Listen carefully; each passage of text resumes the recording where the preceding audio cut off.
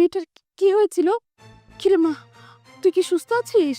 মা, তুমি অযথাই চিন্তা করছো। সানজানার তেমন কিছুই হয়নি, জাস্ট মাথা ঘুরিয়ে পড়ে গিয়েছিল। মাথা? কিরে মা, তুই কথা বলছিস না কেন? এখন তোর কেমন লাগছে? অনেক ভালো আছি, দেখতে পাচ্ছ না? আমি তো সুস্থ হয়ে গেছি।